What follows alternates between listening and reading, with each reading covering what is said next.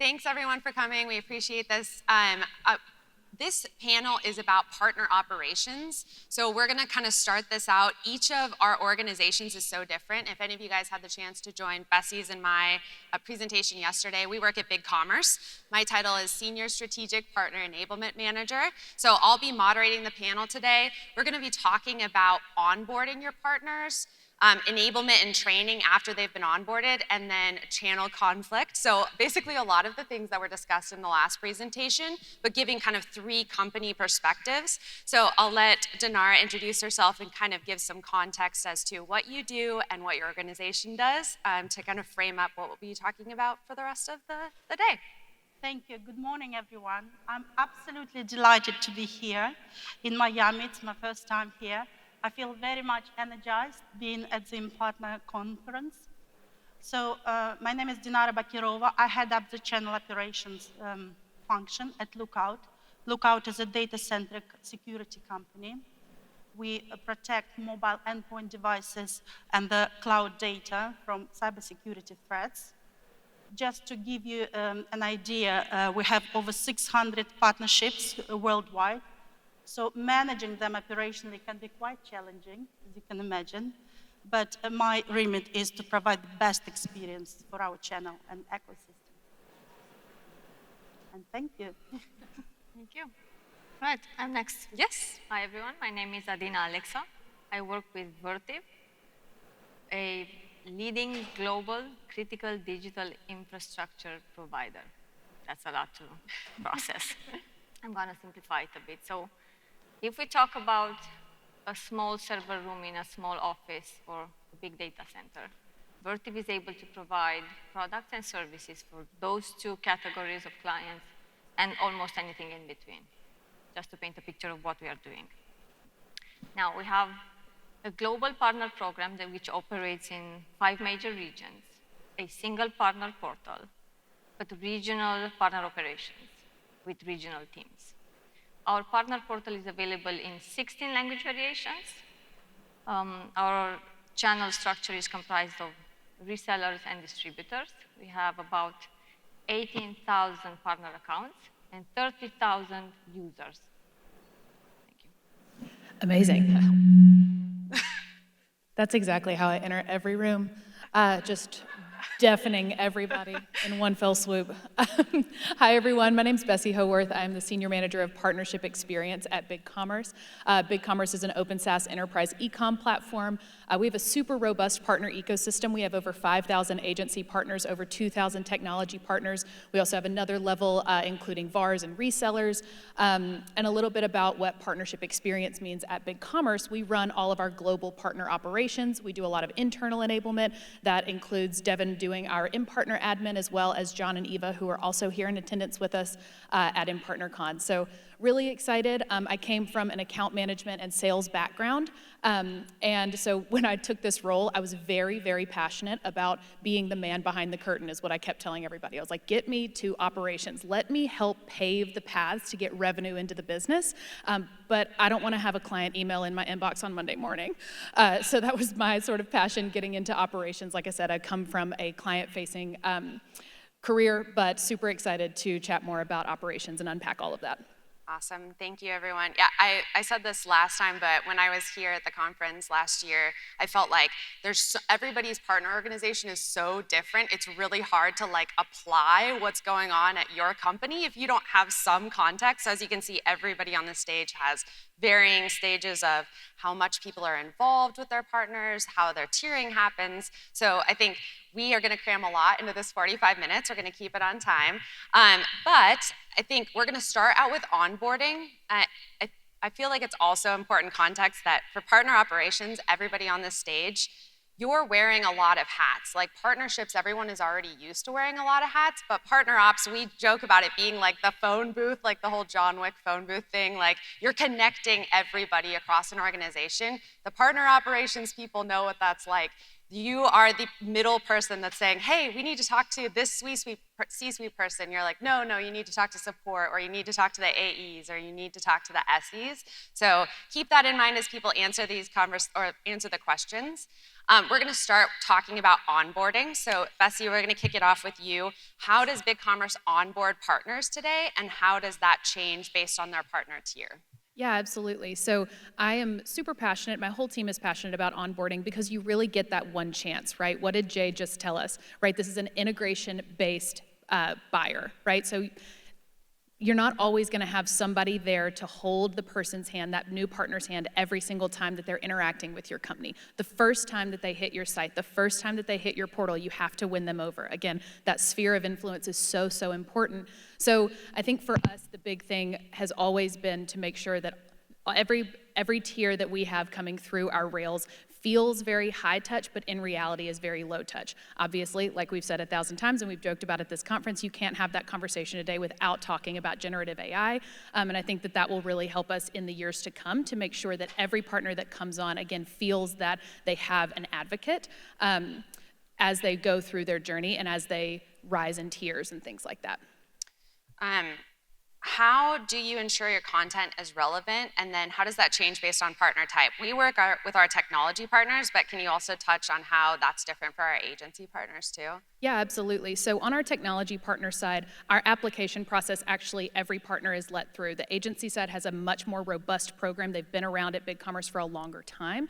And so what that means is that they have very, very specific rails on how these people come in, and then they have very strict tiering requirements, right? It's all very well documented. It's all very well communicated with that partner from the very time that they ever learn of BigCommerce, right?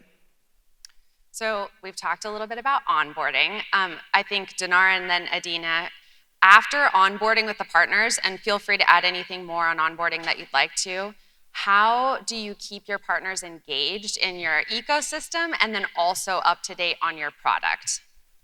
Absolutely. I think the whole fun begins after onboarding.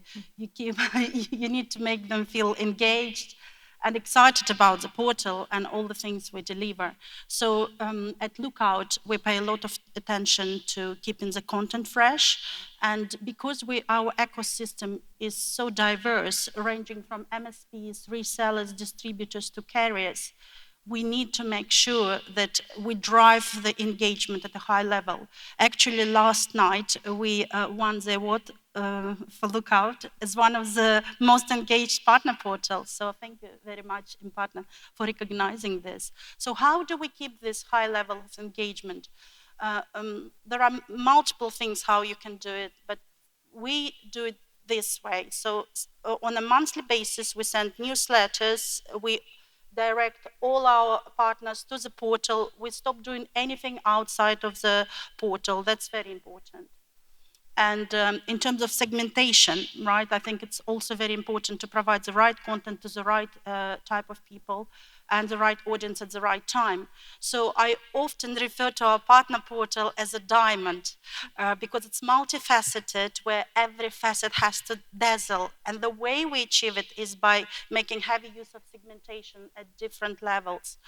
We also made it very precious to them. It's a true treasure trove of vital, important information about threat intelligence, emerging technologies, and AI defense strategies. This is exactly what our partner need in cybersecurity space. And talking about trainings, right, and enablement, that's another piece. Mm-hmm. Would you like to know about it? Yes, I would. How we do it? I was also going to ask, when you're talking about forcing everyone to go to the partner portal, was that something that you guys had to transition into doing, or was it like, is that how you started your partners in? Was there kind of a transitionary phase? Do you know what? They had no choice. We shut down all other portals, that's smart, which they had before. We said InPartner is the way to go now, because that's the way to go. If you give them options, they'll get lost and frustrated where to go to. No, we made a nice communication about our new partner hub. We refer to it as partner hub. And then we drive all the traffic to the portal now. Yeah, I think that's very smart. How about? I want to go back a couple of steps to your question about the onboarding. I think we've done something interesting that's worth sharing as an experience. So when we talk about onboarding, in our mind, there are three separate stages, if you want. You have the pre-registration, the actual memo registration that happens, and then what goes on after they got registered. I'm not going to go on the pre-registration simply because it's too long of a story. With a partner program going on in 5 regions and with cultural differences, you will see that one region is very focused on calling prospects, other region is very focused on emailing them, other region has more of a focus on events. So there can be multiple options there. When it comes to the actual member registration form, we did something slightly different. We created a custom process, although we used the in-partner system, right? We initiated the process with a terms and conditions page. So our partners first have to sign those terms and conditions before being able to proceed with the next steps. After that happens, we have leveraged the email recognition, email domain recognition functionality that in-partner has, which has helped us tremendously in setting up proper rules in each of the regions. And by rules, I mean approval rules. So in some regions, we would say if this is a corporate email domain, we are going to auto-approve that registration. So there is no human intervention there. If it's not a free email domain or a competitor email domain, it means it's someone who wants to do business with us, and we are going to streamline that process immediately. So the approval process takes about 2 minutes, right? They receive an email from a workflow like we are reviewing your application, but then the auto approval takes place and they get a confirmation email and the credentials details. Now, further down the line in the registration process, if their email domain is being recognized, and you might be familiar with this, they get a short registration form. So if a user already has some colleagues in our system, it's going to take him 15 seconds to fill in the registration form, which is awesome. If it's a new account, then he has to fill in the longer registration form, as we call it, with company information and user information. Of course, there's also the scenario in between in which I am a user who belongs to an existing account, but we actually have a new office that has opened up. So I can create a new entity on the partner portal. So I think it's important for everyone to be aware that these capabilities exist and should be leveraged in such a way. And then your other question on the content and segmentation.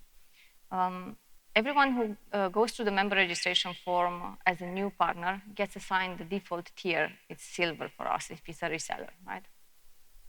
And so they will see a certain side of the portal, meaning they have their own tools and resources. As they progress in our partner program, they will get to see more stuff.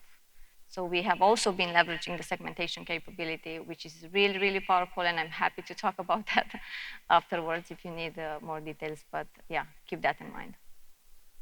I think kind of building on what you said, Dinara, about the multifaceted diamond, I really like that analogy. How do you keep that content fresh? Do you have it set up like workflows to remind you to change things, or is it just as stuff comes in, you're updating it?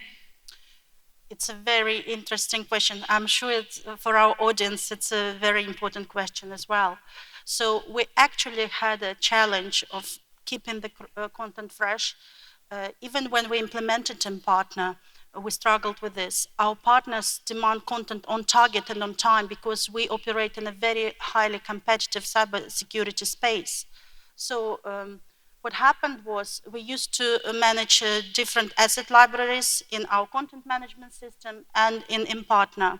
And that represented a challenge and delay. So we started failing our partners. But not until December. As of last December, we introduced the sync between our content management system. We have it on Seismic, and I believe we're one of the first customers and partner customers to integrate this automation. So now our main content management system governs the asset library in partner. So we upload content there, our marketing people upload content there, and as soon as it gets uploaded, based on the relevant tags and all the segmentation rules, it flows instantly to in-partner, keeping the content fresh.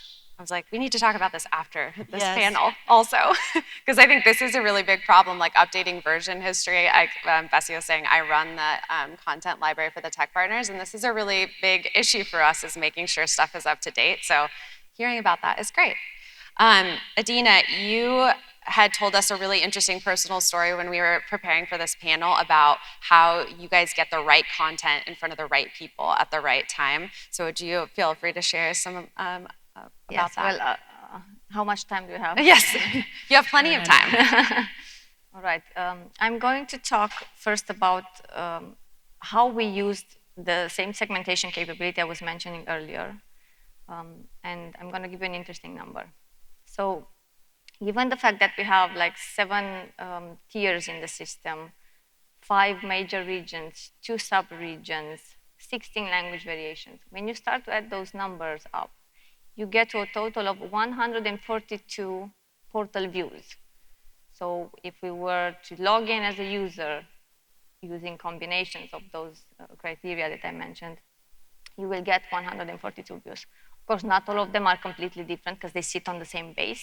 But as I said, we did try and differentiate what silver is seeing compared to what a platinum is seeing or a diamond elite is seeing. And that's, again, a very powerful thing that you can do. And building content with that in mind gives you sort of an automation. You don't have to worry too much about maintaining things on the CMS side and dashboard side. Things happen automatically. When it comes to the asset library and how we do things there, how we maintain things there, we are using the in-partners asset library, so it's not connected to any other system. So for us right now, it's a manual process of uploading documents. And of course, there's a big risk of getting outdated files there. And even though we have regional content teams, sometimes we identify some older versions. It's like inevitable, right?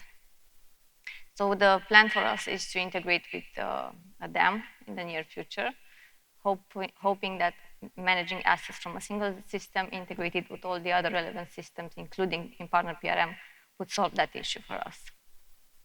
142 views is so many. I remember when you said that, I was like, oh, I feel like our problems are maybe not as large as I think they are. Absolutely. And we talked about this a little bit yesterday, Devin, but we did set up those 6-month workflows where it alerts us when something has been in the portal for 6 months. And it's a good reminder, but I would also like to call out from the internal perspective, which is what I typically focus on. Again, we are all in partnerships. That also extends to your internal team. So as you have people that are releasing things that need to get updated in your portal, it's important that you have built that partnership with your colleagues as well so that they know everybody is trained at BigCommerce. If they're going to change something, they know to reach out to Devin, Bessie, John, or Eva, right? They know that if they don't, then we won't be very happy, and they're very scared of that. We also did the same as you, where we also just we asked nicely, and then we locked down permissions. So when in doubt. Absolutely, the permissions lockdown is big. For a lot of folks I've talked to so many of you that are just starting your portal, and that's honestly some of my biggest advice is like lock down those permissions to a small group of people that can be trusted with the content. This is what you cannot let get away from you. It goes all the way back, right? This is a flywheel, so it goes all the way back to your partner onboarding journey. Every time that they interact with your platform, it has to be up to date. You get maybe 1, maybe 2 chances if you have a super patient partner to come back and see that may not be updated. So like I said, just stay on top of it. It is worth being ruthless about, right? Again, we talked about maniacal focus. It is worth being absolutely ruthless about to make sure that content is still fresh every single day. I wanted to add something else. Yeah. Because we work with multiple language variations, it's also important to focus on how you're managing those, right? And the more languages you have, the harder it is. So what we did when it came to creating CMS pages and translating them in an easy manner and in short amount of time, we basically created, so it was myself along with the in-partner team who created an adapter. It's a widget, if you want, that connects to the Global Link Translation Management tool, if you are familiar with it. So basically what that adapter is doing is, by the press of a button, it picks up the content from your page, it sends it into the Global Link Translation Management tool. The process goes as usual. There you might have a simple translation, a translation with a review, of an internal review. And then when that is completed, it sends it back. So I'm being notified, okay, that page got translated into 1, 5, 7 languages. You can now go and publish them. So that simplified our content management processes for the language variations. So as we kind of wrap up the piece on enablement and training and keeping people engaged, I'd love to hear each of your thoughts, and I guess we can go in order around what are you thinking about looking forward about how you keep kind of keeping people engaged and what's coming down the pipeline, what's new, are you planning to implement anything new in your processes? Maybe AI as the tee up for you. Well, at Lookout, we're always on the lookout for new Yes. trends and new functionalities. We want to be ahead of time and to continue to delight our partners. So one of the things we're planning to implement this year is we plan to implement a chatbot. So it's a conversational AI-based mechanism. It's similar to like an AI concept, right? I see there is one person in the audience who delivers this product, but we actually teamed up with a company called Embrace AI. So we use it internally, this tool, and it increased the productivity of salespeople fantastically. But the value add of this specific chatbot we are planning to implement, is that it draws the answers from the content that resides across all the Lookout database. So it speaks the language, marketing language of Lookout. The tone and voice is correct. And then you can ask any question you want about T-Rain, about our partner program, and then it can give you immediate answers, obviously, like ChatGPT. So I think it will be a value added functionality for our partners.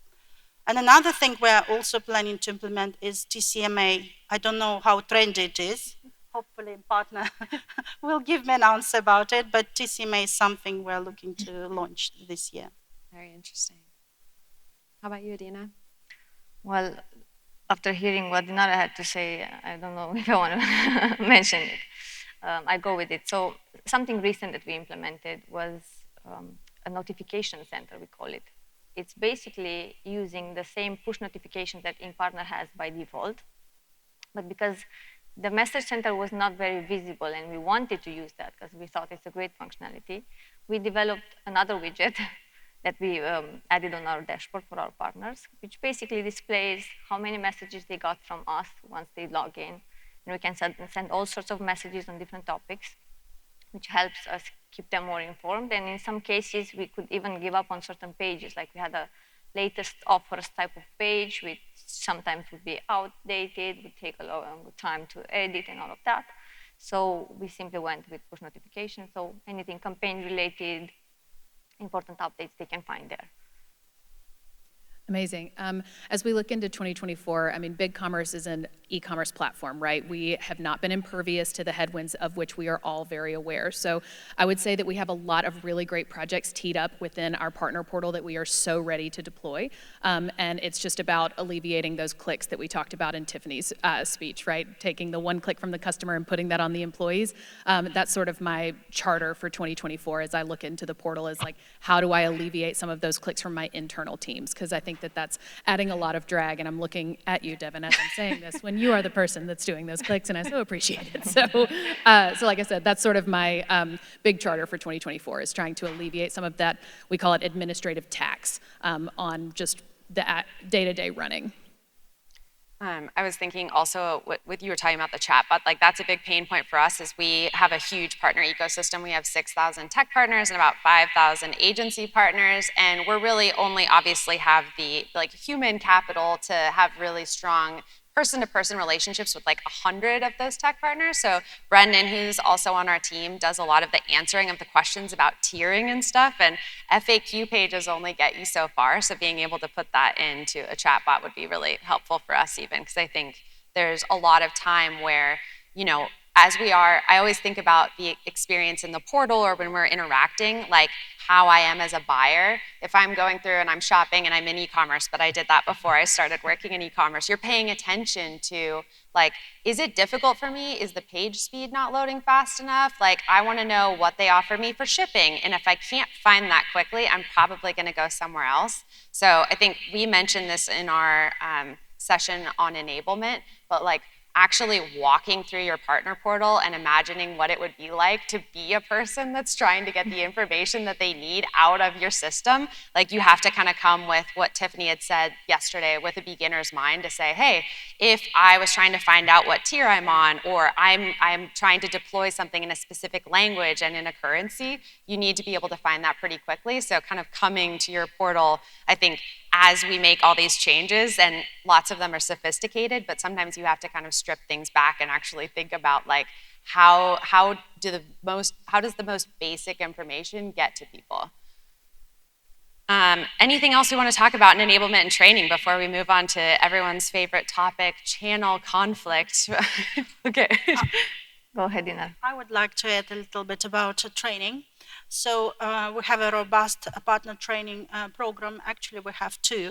One for MSPs. We launched the new partner program last year, and the other one is for the channel. So what I like is that we make the best of both worlds.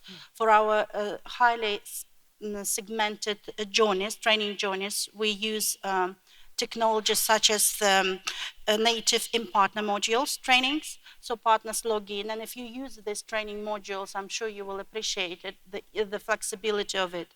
So all the modules are gated, and then they open up sequentially, and at the end of their journey, training journey, they can download the co-branded certificate and then share it via social media. This is something that took us months to do previously, obviously for our partners, but with the help of a partner, we've achieved great efficiency. And for the rest of channels, they still use the learning management system, but they access it through single sign-on. Again, the journey is seamless. They don't know what they access it, but it is there for them. I just want to add on what Dinara said. We also started in 2020 with a native training module from InPartner. The challenge is, again, language variations. When you have a lot, you end up with a lot of trainings in there, and we had like over 200 and something trainings. And we were offering also portal-related trainings on how to do a deal registration, how to use the co-branding assets and stuff like that, but also we were trying to do the certification part, and we used the exact same strategy with co-branding a certificate at the end of the completion.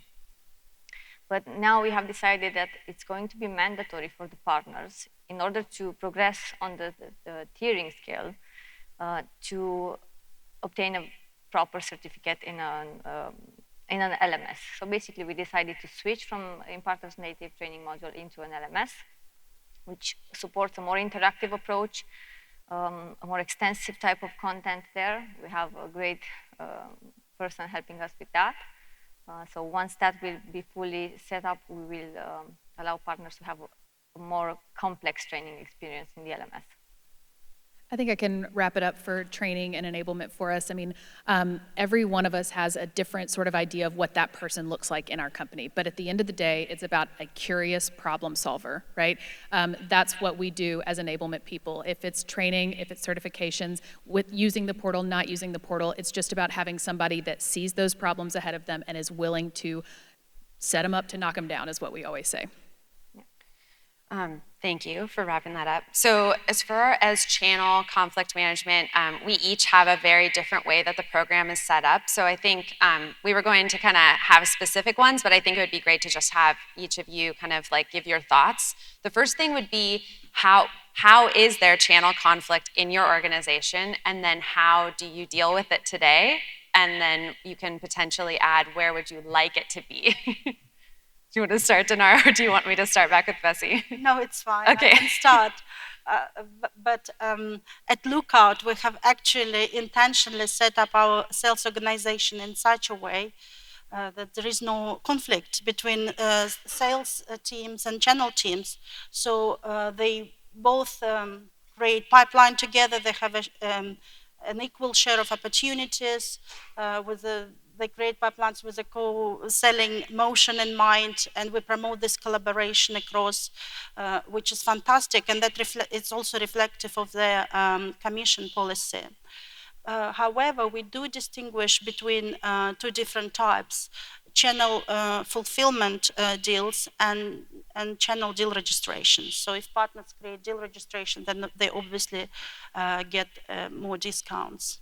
And that's how we did, because we are 100% channel first, so all our deals get transacted through partners, so there is no conflict. It's a great way to just sidestep the channel conflict, is eliminate it at the head.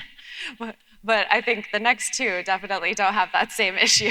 Let's start with positive. Yes, and we'll then start with the go to positive one. All right, so we are a $6 billion company with 95% direct sales. But we decided we want to be channel agnostic.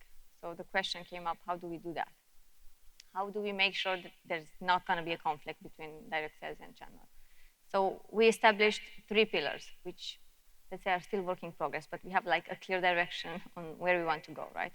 Those 3 pillars are executive commitment on the rules based on which you decide to sign leads.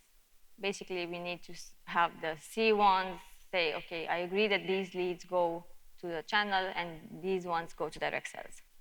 If you have that commitment, you kind of solve the conflict of interest there.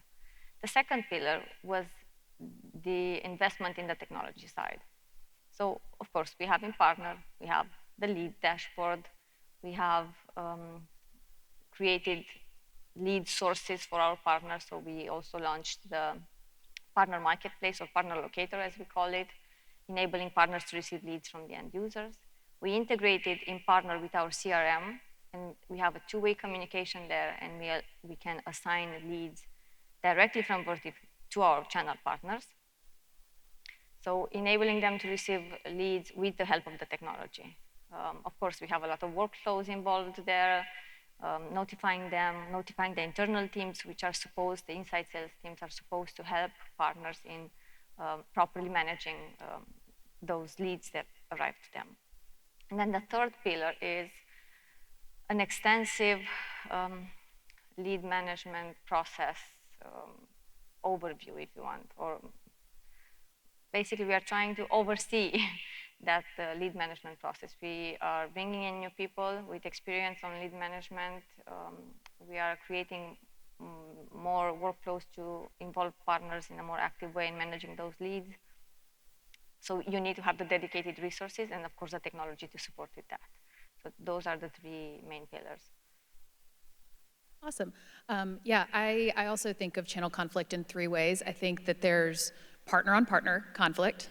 I think there's partner to your organization conflict, partner to your direct sales team. And then in some cases, there's inner team-on-team conflict as well, right? So all of these attribution things kind of go into this gigantic chili pot of what could be channel conflict. And none of us in this room is impervious to it, right? We can't always say that just won't happen. And it's sort of an impossible question to answer because the answer is so simple in that you as an operations professional have to have a process that you follow 10 times out of 10 when that rubber meets the road, right? Whether that's different for partner on partner, partner on inter-organization, or team on team conflict, that's your job, is to have a process that everyone knows exactly what to expect. It's like Adina's saying, if you have that exec buy-in and you know exactly what are those rules of engagement or engagement blueprint, if you will, things like that, where you know exactly who you're going to talk to, how that process is going to go, and what you can expect from it, right?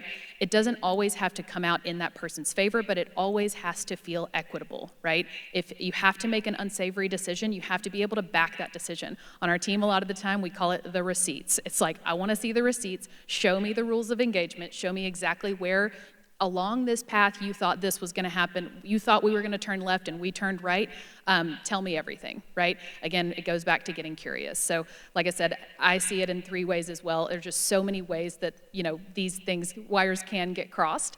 So I think it's, like I said, as an operations professional, that's why it's so important to have that process really clearly defined, really well documented, and really well published within your organization and communicated with your partners. Like I said, it all boils down to really, really strong communication for me.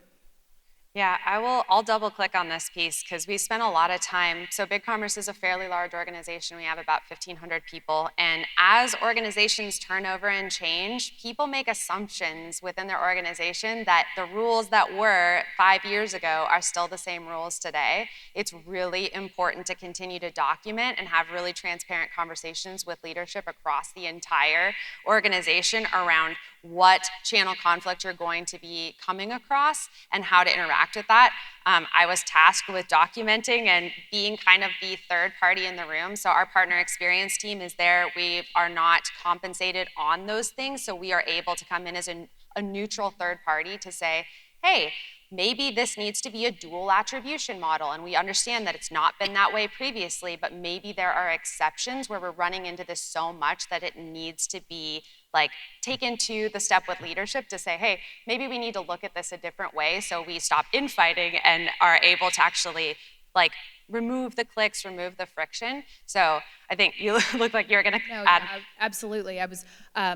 I think that you hit the nail on the head. I was going to add that there are times where you just have to you have to be that arbiter, right? And I keep saying get curious, but be really, really diligent as an operations professional when you are in these conversations to make sure that you don't fall into the like squeaky wheel sort of idea, right? The squeaky wheel gets the grease, meaning the person that's the loudest about this conflict is the one that's going to win, if that makes sense. It's never person against person, right? It's y'all against the problem. So just stay really mindful of that as you're in these conversations. I know that they can be really hard. Like Devin said, we're often brought in as a disinterested party to sort of listen to both sides. So ask the question behind the question, get to the root of what's going on, and then you're able to really build a foundation. And what have you done in that moment? You've won hearts and minds, you've won trust, whether that means with your partner or your internal teams. Yes, channel conflict therapist is what partner experience is sometimes.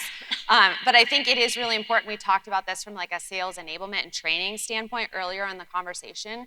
But when if you're brought in or you're involved in it, it's really important to be empathetic and understand like how people are comped and why they would feel very strongly about this, and make sure to call that out in the room. I think it's important, like people's jobs are at stake, like has been some of this discussion. So if people are very passionate or being the squeaky wheel, like maybe the systems need to change, but if they can't, because oftentimes people that are arbitrating the conflict don't get to make the decisions about how people's compensation is metered out, make sure to keep those things in mind. Okay, now moving back to like what we can control in the situation, I think when there's people in this room that are designing the programs around channel conflict, like how to manage that, and then there's people who are at a more mature phase where they are just constantly in that kind of arbitration. What would you each of you tell people about how to do this differently or better? Obviously, you're like, you just eliminated it. To be honest, it doesn't apply to us. If you want any expertise on how to avoid conflict between channel and sales people, come to me. Yes, I know. This is the ideal state. I like Dinara's take on things. It's like with the portal, it's like everything's gated behind this. I love it. It's like, it's so very, it's not so gray. You know what I mean? I feel like that's why I like it. I think it boils down to rule of engagement, as you said, and be diligent and go to market.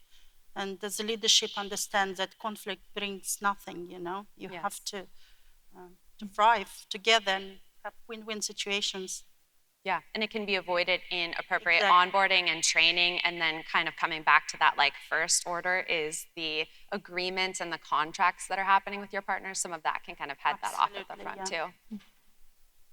For me, one of the challenges that I had was the fact that the business was asking a lot of things in the lead management process, and I had to translate all of that into actual processes on the portal itself. And sometimes it requires a lot of workarounds, it requires a lot of custom work, and sometimes you have to put your foot in the door and say, this is not going to work, we have to think about something else. So you have to have the right resources which are able to sometimes contradict the business and say, this is not going to work, we have to find something else. Yeah, I would agree with Adina. I think that don't be afraid to push on those soft spots. Don't be afraid to ask the hard questions. If you are charged with, like we're saying, building the operational path for how these things go, it's important to have that strategic hat on all of the time, right? A lot of the time, again, I got into this role because I wanted to be the person behind the curtain. I wanted to be not client-facing and all of that, but that doesn't mean that we are not strategic thinkers. It doesn't mean that we aren't saying, hey, that's not gonna work, and you actually don't understand as much about this team's process as you may think you do, person that is in a high leadership position, right? So like, I would say my advice to somebody that's just building this or wanting to mature their program is, like I said, don't be afraid to ask those tough questions. Don't be afraid to, like Adina said, like go against the grain for a little bit and see how that goes. You know, I think that there's always gold to uncover, even if it's just having the conversation, having that documented. To kind of take us home, I guess this is a curveball question they weren't prepared for, but I promise it's not hard.